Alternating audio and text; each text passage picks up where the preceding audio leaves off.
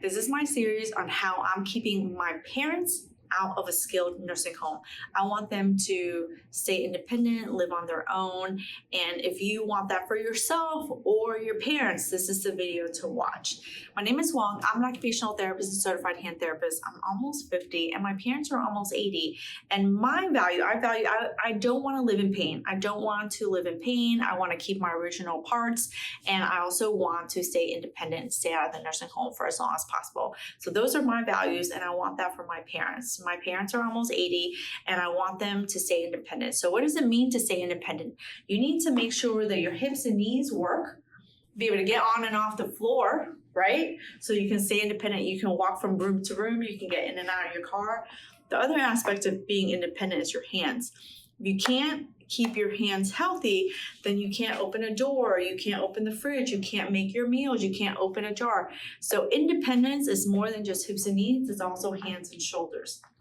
So I'm going to share with you what I'm doing to help my parents, especially with their hips and their knees, because my dad's been having some knee issues, and the other thing that women have is they start to lose bowel and bladder control, especially bladder control first. So I'm going to show you an exercise. If you didn't see my other video, go watch my other video. I'm going to show you a different video. I'm going to show you a different exercise that's very easy. So I like to keep my exercises really easy, especially for my parents, because they've never exercised a day in their life and I want to keep it really easy for them. So watch my other video. I show a video where they're laying down. So I'm going to share with you another video where they're standing up. So I want my parents to be able to do their exercises whenever, wherever. I don't want to hear excuses. I don't want to be like, oh, I couldn't lay down. That's okay. I'm going to show you one standing up. So we have a tendency to sit all day, so we go into hip flexion. This is called hip flexion and knee flexion. So then what happens is our hips and our knees get really stiff, and then every time we stand, oh my gosh, to my dad now, so he's like, oh, I'm so stiff. Well, let's unstiffen you, right? So it doesn't have to be that complicated. I know people constantly watching videos and like doing all this complicated exercises. It doesn't need to be that complicated. You can simply hold on to a counter, something steady and stable. Hold on to your bed if you want to. You just want to make sure that you're standing and your hips are stacked, meaning that they're not one like this and that, right? So you want them to be even. Imagine you're between a plane of glass, right? And then all you have to do is kick back this leg. You don't need to go like this. You just need to kick back just a little bit. That's called hip extension, right? You can do it to the other leg. I'm gonna do it this way. See, I'm not moving my whole body. I'm just back, just a little bit, right? Pick the yummy leg. There's one leg that feels better than the other. So this leg feels better for me than this leg. And that means that this leg has to hold me, has to stabilize me, and then I can kick back with this leg. I'm gonna do that 10 times.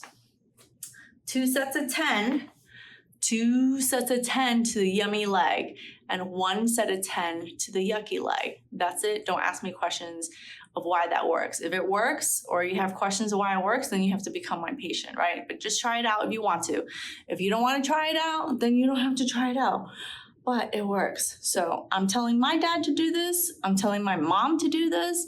So you decide, because I can tell them what to do, but I can't tell you what to do. All right. So that's number 1.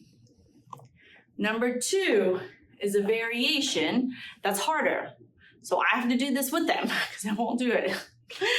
But if you're like me and you're getting older and you want to make sure that you stay pain-free, get a booty band, right?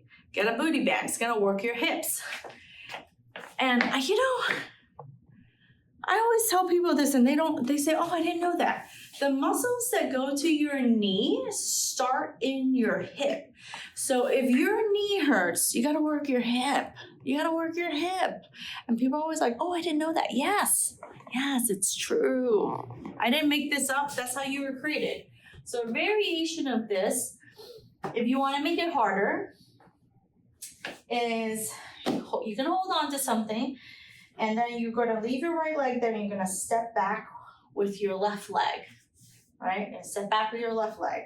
And then you're going to come You're gonna lift up your heel, bend your knee, and then you're gonna straighten it out. It's gonna make your butt pop, right? Boom. Go into what we call hip extension, knee extension. And what happens is this leg is gonna hold, this leg is working too. Don't think it's not working. It has to hold me up while this leg works all the way back, right? Let me switch legs and see which leg likes it. Oh, this leg likes it better. So make sure you keep don't turn like this. You gotta make sure your hips stay stacked, right? Hips must stay stacked. So let's start over again. Hips are stacked, hands are holding on to something stable. Bring your right foot back, right?